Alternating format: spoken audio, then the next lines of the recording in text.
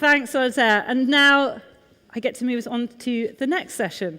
So I'd like to introduce the speakers for the next session. Sharan Burrow is the General Secretary of the International Trade Union Conference. Russell Kruzelock is the CEO of West Virginia Regional Technology Park. Marina Sawyer is the founder of Mystic Formulations.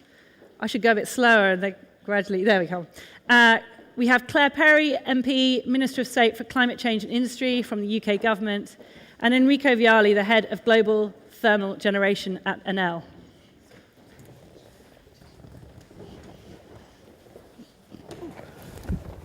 Put my jacket back on for the formality of the session.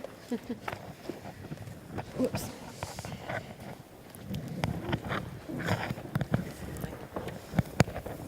So we're going to start by hearing from each of our speakers in turn, just looking at the impact on communities from rapid technological and sector change. How do we ensure the benefits of this change mean that we have jobs and prosperity for all? So I'd like to start with you, Sharan. Well, our biggest enemy is time, because we have no choice but to transition. And of course, for the unions, we coined the phrase that is a reality for us, that there are simply no jobs on a dead planet. But now we have the Paris Agreement, we have to make it work. How do we build jobs on a living planet is now the choice. And there are three ingredients. If you don't have ambition, if you don't have the trust of a just transition, and that's what I'll focus on, and you don't have investment, then you don't have the recipe to actually get to the net zero world we want. So we have a few demands, as you would expect, from a trade union leader. We want our governments to lift their ambition, but we want business and workers to be at the table. Because if you have just transition measures, if people have a confidence that if their jobs will be redundant, then if they're older workers, their pensions will be protected. If they actually know that for younger workers there'll be skills and redeployment, and we have Enel with us, Enrico has a story to tell about their agreement with Italian unions, and we're now trying to make that global as they transition as one of the companies that is doing just what we want from companies, but we want so governments, companies, and indeed investors. We have around 30 trillion or a bit more, double if you add our mutuals, that we call workers' capital. That's our pension funds invested in the global economy, much of it under joint trusteeship with business. And we want more and more investment. And so what we've said to everybody, and in fact I was just saying to the Minister that her green fund idea is brilliant, because we have to set up fund vehicles to invest in jobs. So investors have a role to play as well, and in fact Ellen Dorsey, who's in the sort of divest, invest crew, we sometimes argue about divestment because we want companies to transition, but where they won't, of course there's no choice, but we're absolutely in the invest. And we want to challenge people about how you put 1%. Why shouldn't workers' capital, 1% from the pension funds and the asset managers who depend on our funds, to actually go into jobs funds for vulnerable communities, where we can make sure that there aren't stranded communities. So that's what just transition is all about. It's about workers, it's about their security, it's about jobs, and it's about community renewal. But I wanted to do a little ad for the B team, if I could, because we want some more businesses to join us. But we have got a joint piece of work, the B team with the business leaders who are signed up as CEOs, not their sustainability officers, although they do a lot of work, but as CEOs with some of the rest of us to lead this. And I think there's going to be a conversation with Richard shortly. Then we have a group called the Net Zero and Just Transition Working Group. And what these companies like indeed Unilever, Virgin, IKEA, Enel, many others are talking to us about is how they drive the just transition measures into their planning. If they have to get to net zero, then, and they do, then how do we make sure they take workers and the communities that depend on them along with them? So that's the model we seek. It's not very hard, but the difference is this is in our hands. We can make the climate solutions work and leave people behind, and you know what that does when people are frightened, then it just generates opposition. and it will impede what has to happen. So building jobs on a living planet's possible, but we have to do it together, and that means business and workers have to be at the table with government, they have to be talking to each other, and we have to demand better action from all of our investors, not just those out in front. Thank you. Rusty, tell us about the view from West Virginia. Well, it's an interesting question, and I think technology is half of the equation, and the other half of the equation is profitability. And what we're doing in West Virginia, just by way of background, has been a coal state for about 100 years, and about in 2013, coal production declined about 40%, which had a huge negative impact on our economy. And the governor's office called us in, and they said, what are we going to do? How are we going to find new ways to stimulate the economy? And we started looking for technology solutions.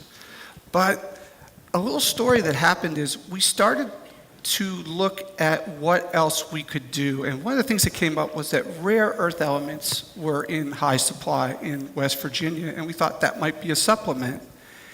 And we wanted to extract the rare earth elements in West Virginia, but we wanted to do it in an economically viable way, as well as something that was environmentally friendly. And that's a tough challenge.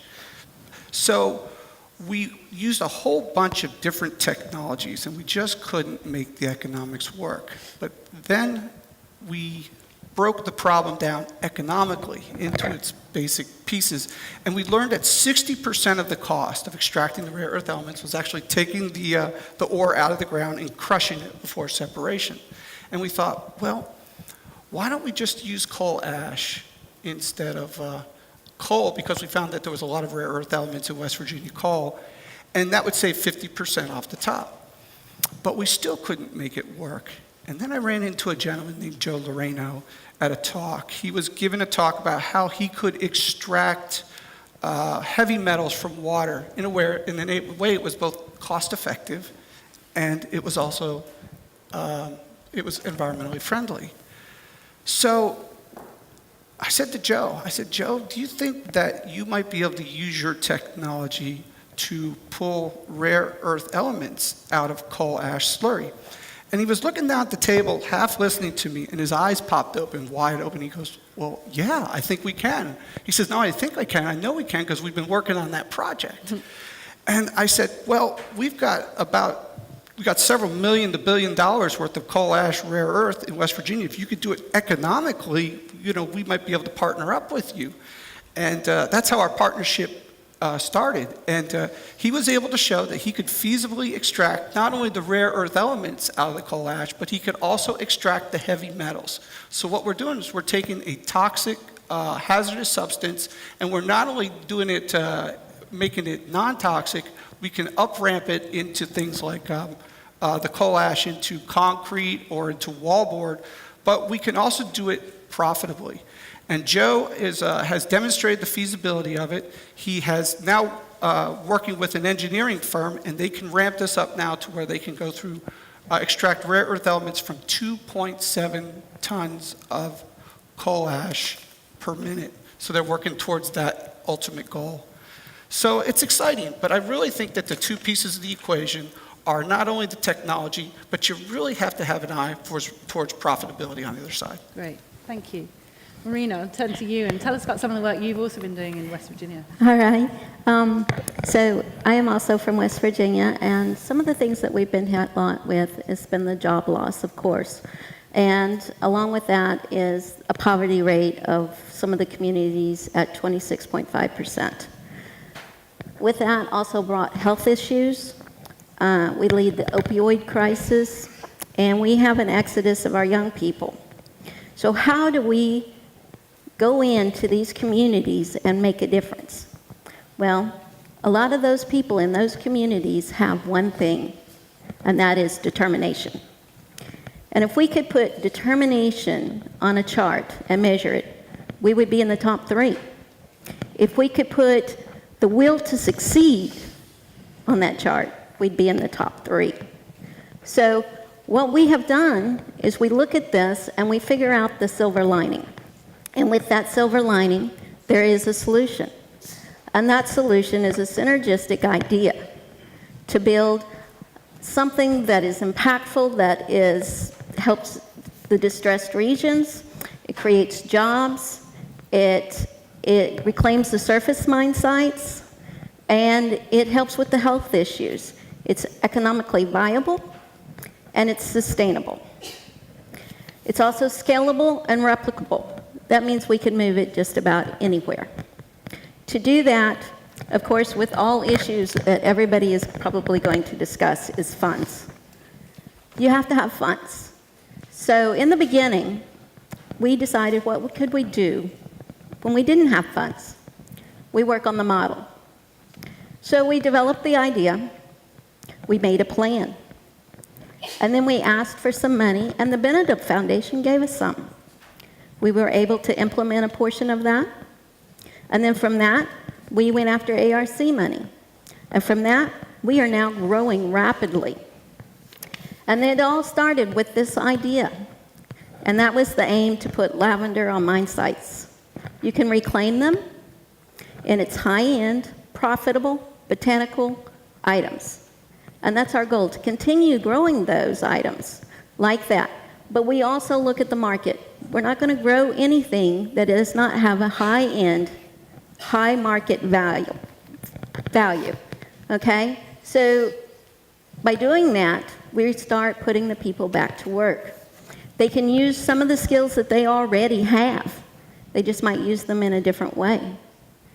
Other people are coming out wanting to participate in this program that we have developed. And by doing so, they're bringing land, equipment, ideas, and they're wanting to be a part. When this grant started, we started with 20 partnerships. And that was amazing, but it has grown rapidly. The grant itself has grown. When we first started the first classes, we had 15 people. Our last class just started up, which happens to be our second class, and we had 45 participants sign up.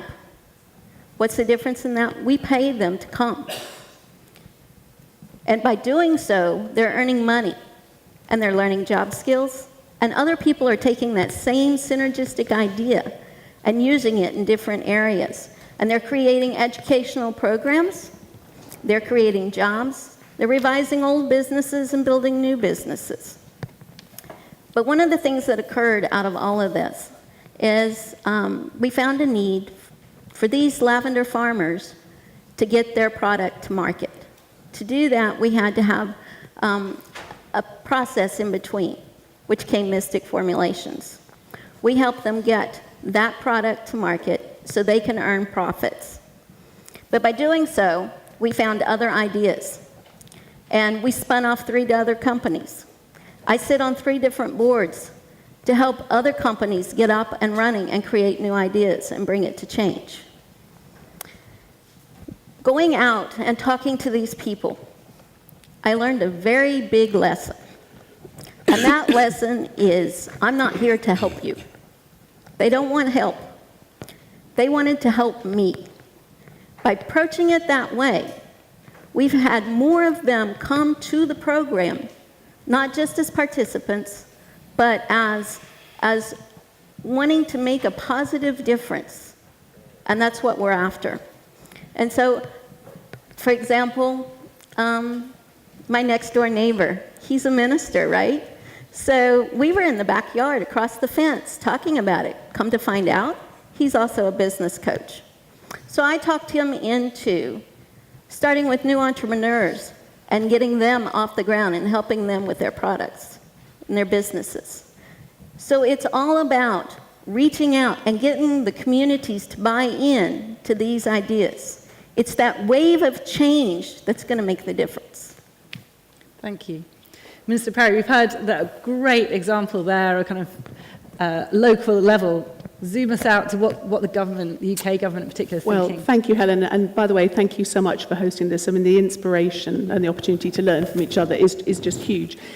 So I wanted to step back a little bit to what I see the government role to be and how we see it in the UK. And I think there's four angles to it. One is clearly setting ambition. And we have the collaborative Paris ambition. We recently announced our ambition to phase out all fossil fuel-powered vehicles by 2040. We will have no new sales of those on the road. And in setting that ambition, you send very strong signals to policymakers elsewhere in your policy framework who start thinking about city design, charging networks, but also to businesses. And then that brings me to the next level down, which is policy, actually defining government policies, getting them through a parliamentary process, which is sometimes easy and sometimes difficult, but making sure you have the policy levers in place. The third role of government, in my view, is financial support, either directly, and in the UK we have the largest R&D programme targeting innovation and development than we have had in the last 40 years in this space, but also in leveraging private capital, and I'm going to talk about that a little bit more. And then the fourth part of this is communication. And, to go back to your opening question, Helen, this sort of the challenge, if you like, it feels to me like we're in a kind of tipping point around this narrative, partly because of the Paris Agreement, but partly because the economic case that is now coming to pass as a result of some big investments in offshore wind in our case or in solar are making the sort of either-or conversation almost go away. And you could say that the way we used to talk about decarbonisation was a way that it was a threat and it implied an economic decline and there was fearfulness about job losses. And now the narrative is about opportunity and growth and hope. And in the UK, we've been very clear that our measure of success is not simply our carbon emission reduction, for which we have a statutory obligation, because the best way to cut your emissions is to have a recession. That's really good for emissions reduction because people stop consuming, they stop driving. That is not a good thing for the future of our nation. What we want is a measure that determines for every pound or dollar of national income we generate, how much are we decarbonising? And that kind of emissions intensity ratio is something that I think we should be focusing on because it encapsulates the twin elements of growing your low carbon economy, but also decarbonising. And just as an aside, the UK has been the most successful nation in the G7 group at actually achieving growth and decarbonisation, so something that we're very proud of. But I mentioned finance, and it is, if you look at the estimates, in order to just achieve the clean energy estimates to achieve Paris results, we'll need about 13 trillion of investment. The G20 estimates that we'll need 90 trillion of investment over the next 15 years. And we know that there is a huge appetite for this. I mean, Sharan talked about, pension funds. We know that there are deep pools of capital out there and actually large numbers of early stage investors who want to become involved in this space.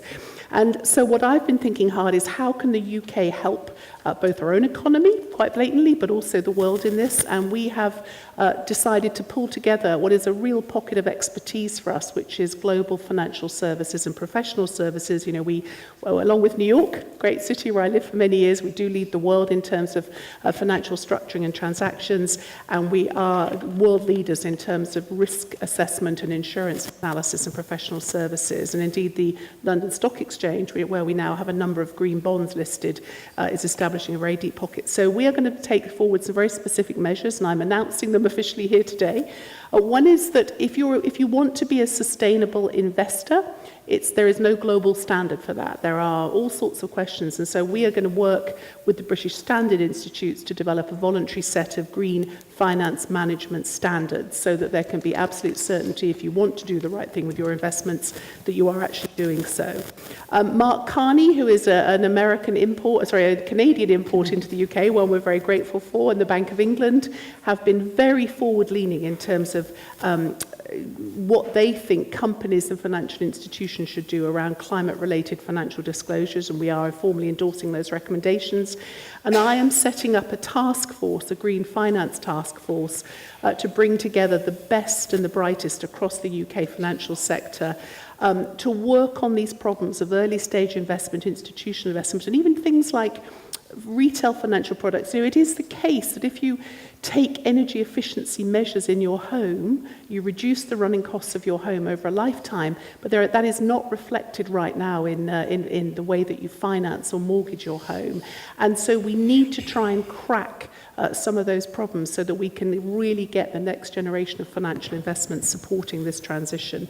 And I think, as I say, it will give a real boost both to the UK economy, but also available for global use.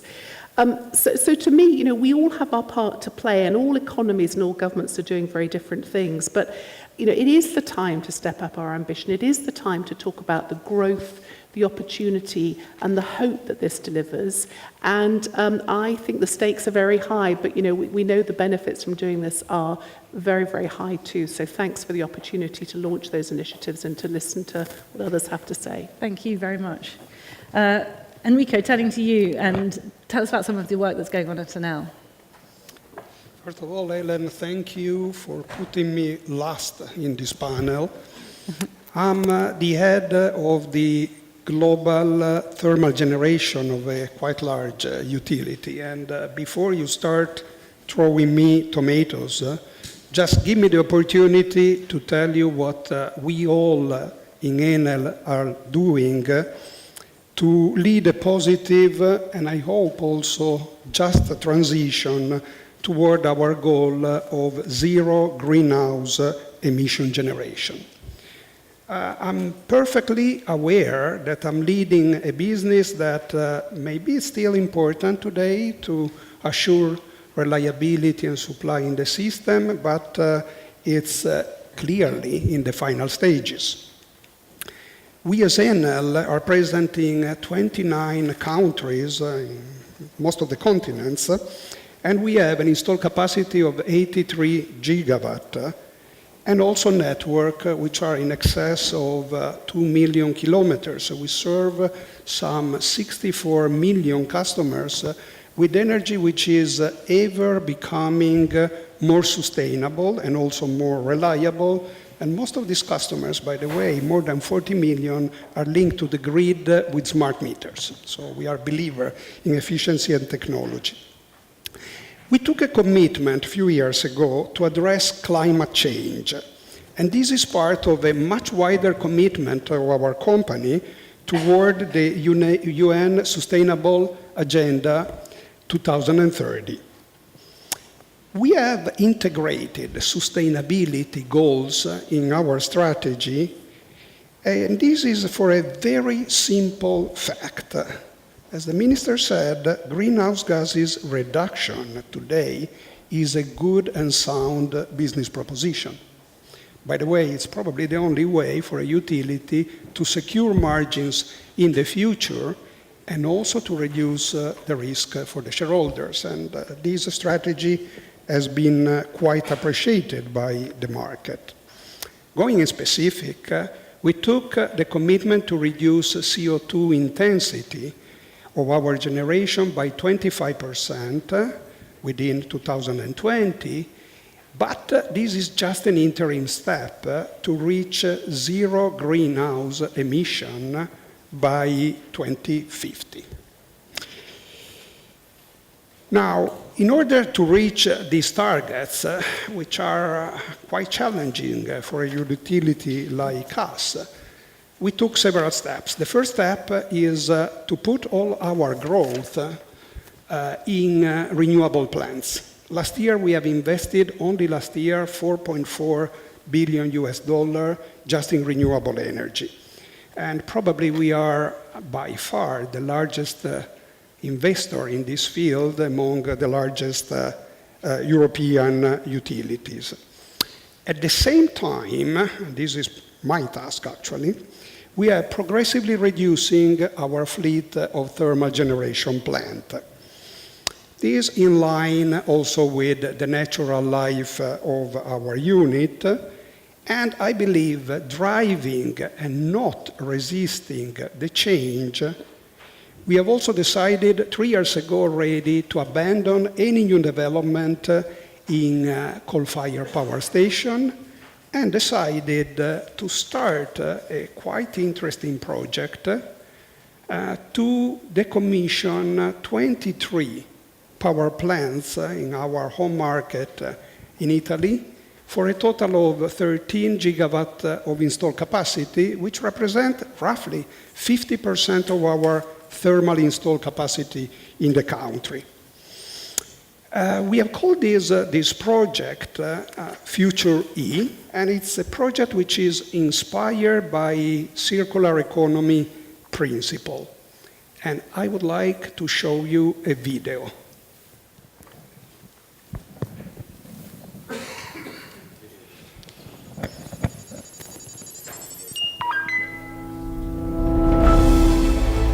Imagine change. Imagine enhancing part of the Italian heritage, making it available to people, creating opportunities. Imagine how innovation can renew the landscape and respect the environment. Imagine designing a project where Enel's old power plants have a future for growth. If you can imagine it, you can do it.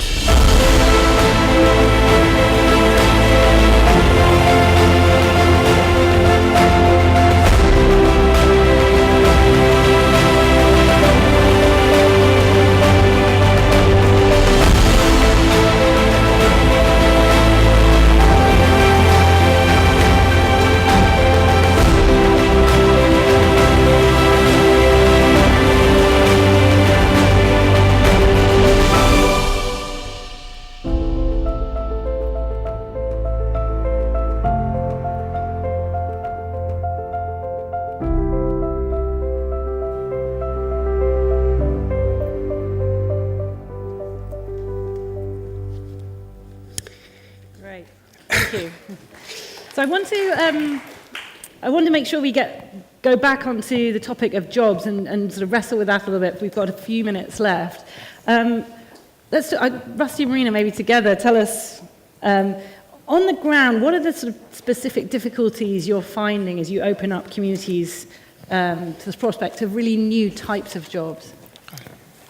Some of the issues that we've come into contact with is that communities don't really like outsiders coming in. They want to try to do it themselves. So, like I said, my biggest lesson was learning how to approach those communities.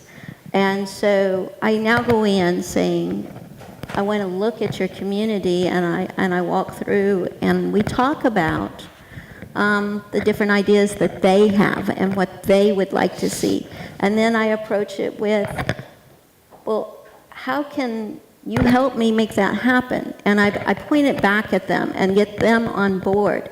And then with them buying into the premise that it's their idea, then they start bringing in other people and start bringing in workers. And before long, there's a group. And then the group starts working. And so we're managing it in that form. And then we get them off the ground in something. And then the jobs just start coming. But the whole idea is each idea that they bring has to be founded in economically viable solutions. Yeah. You know, if it's not economically viable, then there's no help for them. Yeah. Yeah, I'd like to even just go off of that thread a little bit more. It doesn't matter where you are. There is no shortage of great, viable ideas. One of the biggest challenges we face is getting the people the resources they need to make those ideas actually come to fruition. And it's a challenge. So what we focus on because of that, we focus on trying to help these groups reach revenue as quick as possible. Because once you've reached and attained a revenue stream, then your sources of funding go up exponentially. And if we can work with them to build business models and to build plans and to bring good teams together so that their chances of success go up, that's been very, very helpful. And that has actually encouraged more community participation. So it's just minimizing the risk, getting as much revenue, and then trying to build a program that has a good high return. Great, thank you. And Claire, how do we anticipate those sectors that are going to be affected, and how do you help people move between those sectors? Well, it's a great question. Actually, one of the things I'm struck by is we don't celebrate enough the jobs that have been created, actually, and sometimes in exactly the same places as former industries which had become defunct. I mean, I look at places like Hull in the UK. Hull is a fishing port. It had its great heyday in the Victorian times when the British Navy ruled the world and we imported a lot of fish, and it's had some very, very tough economic times. But because it is part of our offshore wind revolution, we have the largest installed offshore wind base now in the world. An enormous amount of regeneration is happening directly in that area. We have companies like Siemens, who I think are one of the sponsors, who are opened a wind turbine factory, creating 1,000 jobs. So what's actually very exciting about the green economy, and we can hear it today, is it spreads growth and prosperity right across our countries. You're no longer clustered around the groups of where the natural resources happen to be, and also it does drive highly prosperous, highly skilled jobs. I think it gets back to the fear point. Sometimes people think, this is a future where everything's being done by robots. I mean, there are so many jobs out there in terms of installation of energy efficiency measures, in terms of monitoring smart energy. There is a whole new ecosystem opening up. But I think you asked the point about skills as well at one point. I mean, one of the challenges for us is, it's helping people realize the new skills that they might have. And one of the things we've done in the UK is introduce a whole new series of technical qualifications to try and make sure we are bringing forward the workforce of the future who do have the skills that we need. And I will say one final thing, which is in Britain, we're working very closely with industry sectors because, again, we want the industries to be thinking a bit about the challenges they're facing and how they're going to be reinvesting, trying to work with the sectors to say, what is it you need from government in order for you to transform yourselves for the future? And sometimes that's tough because incumbency is not necessarily the same as innovation. Sometimes people want to resist the change, but we need to work together, I think, to find the new solutions. But I don't want people to feel like this is a low jobs future. This is a very highly skilled, high jobs future, and that's actually incredibly exciting and another important reason to be so positive about this tipping point. Great, thank you. Sharan, what's the role of business in this transition? There are three things about the transition and jobs.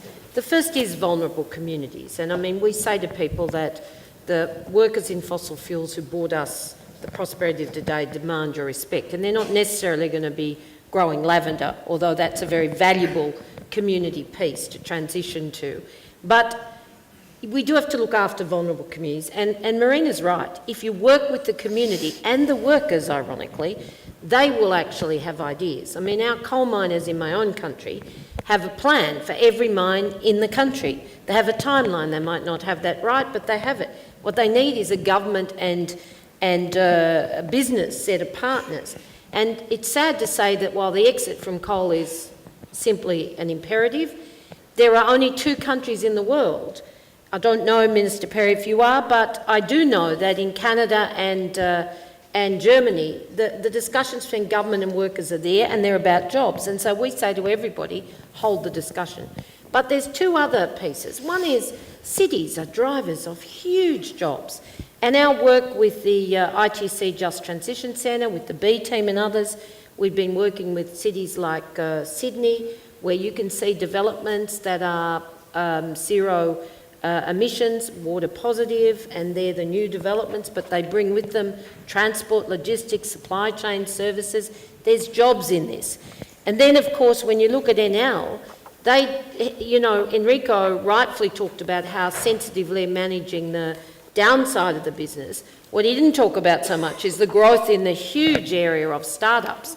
And we say to companies, sit at the table, because don't make those startup jobs poorer jobs, lower quality jobs than the ones you already had, because then you will get a lack of trust. So it is about trust, but whether it's vulnerable communities, startups, or whether it's looking for where are the big investment drivers, and certainly cities are part of that, and you heard a bit of that this morning with the opening panel, then we're optimistic about jobs, but you won't build the trust without the dialogue, without the planning and the transparency, without the just transition measures, so everybody feels a measure of that security. Great, thank you. And then we can see time ticking down, but I want one last question to all of you, and we'll start with Enrico. But previous economic transitions of this magnitude have been driven largely by new technology, so thinking of things like the Industrial Revolution. Those are quite organic transitions, and they emerge. Here's a transition which we're trying to drive in a particular direction. What do you think the difference is for trying to push towards this transition that you'd see in your line of work? And Enrico, let's start with you, and we'll come along this way. Thank you.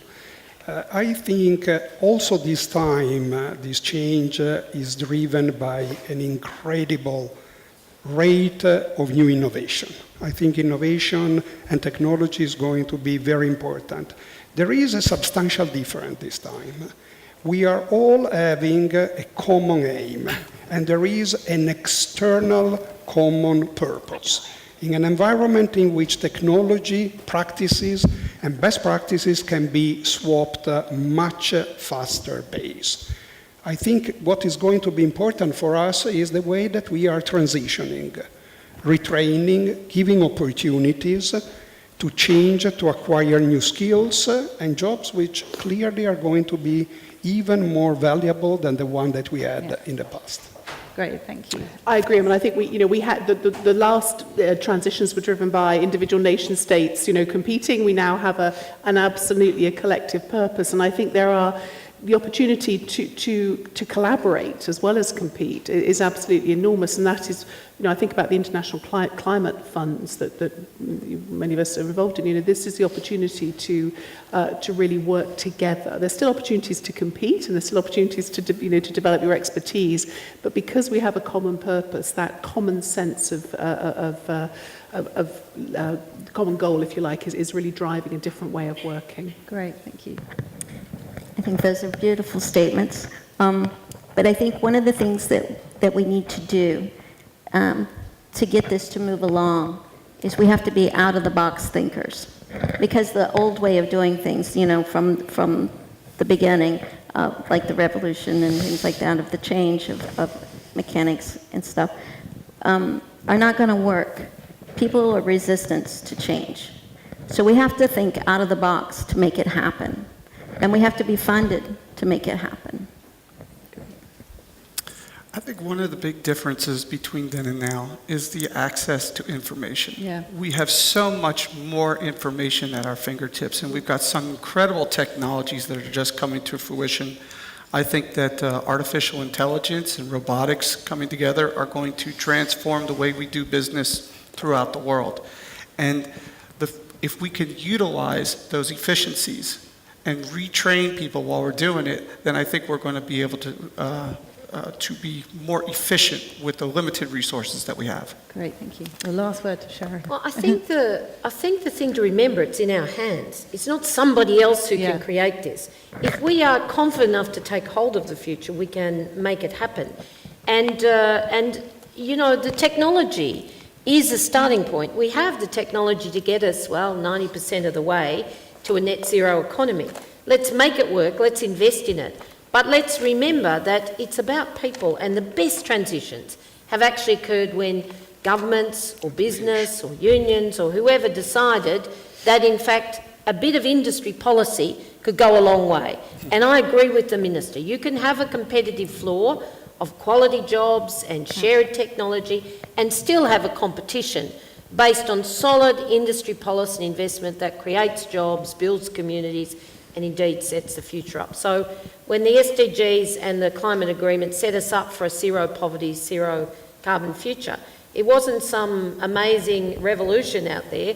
It was people who said, this is what we want. So now it's in our hands, and jobs have to be at the centre if we're to get the trust to make it happen. Great. Thank you very much, and thank you all our speakers this session. Thank you. Helen.